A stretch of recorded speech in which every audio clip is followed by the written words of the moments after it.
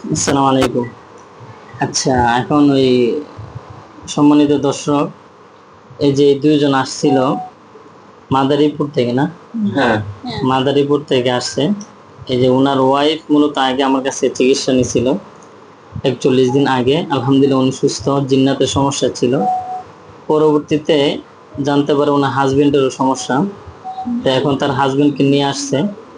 আলহামদুলিল্লাহ আমরা চিকিৎসা দিছি, আশা করি ইনশাল্লাহ উনিও আল্লাহর রহমতে সুস্থ হয়ে যাবেন। তো ওনার ওয়াইফের যে সমস্যাটা ছিল, আমরা তার কাছ থেকে কিছু শুনি তার কি সমস্যা ছিল। আচ্ছা আপু, আপনার কি সমস্যা ছিল জানি? আমার এমনি জিন্নাতের কোনো সমস্যা ছিল কিনা? জিন্নাতের সমস্যাই ছিল। আচ্ছা, এর আগে কোন কবিরাজ দেখাইছিলেন আমার আগে? কবিরাজ অনেক দেখাইছি কিন্তু কাজ হয় নাই। কোনো কাজ হয় নাই? না, আপনার কাছ থেকে চিকিৎসা নেওয়ার পর এখন আলহামদুলিল্লাহ আমি সুস্থ আচ্ছা, আছি। আমি আমাদের এখানে আসার পরে যে সমস্যাগুলো আপনাকে বলা হয়েছে, এই সমস্যাগুলো কি আপনার জীবনের সাথে বা আপনার সমস্যাগুলোর সাথে মিলছে কিনা?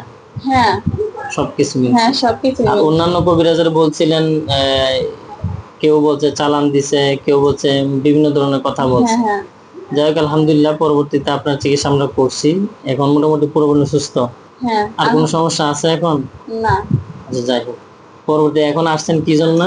আপনার এখন হাজবেন্ড আবার আমার হাজবেন্ডের সমস্যা হয়েছে এর এই জন্য জন্য নিয়ে আসছেন। তো আপনার হাজবেন্ডেরও আমরা চিকিৎসা করলাম, কি সমস্যা পাইছি? জিন্নাতেরই। হ্যাঁ। আচ্ছা, আপনার হাজবেন্ডেরও জিন্নাতের সমস্যা আমরা পাইছি, আলহামদুলিল্লাহ ওনার চিকিৎসাও চলছে। আজকে দিয়ে দিছি আমরা, এই যে দেখেন এই চিকিৎসা সবকিছু দেওয়া হয়ে গেছে।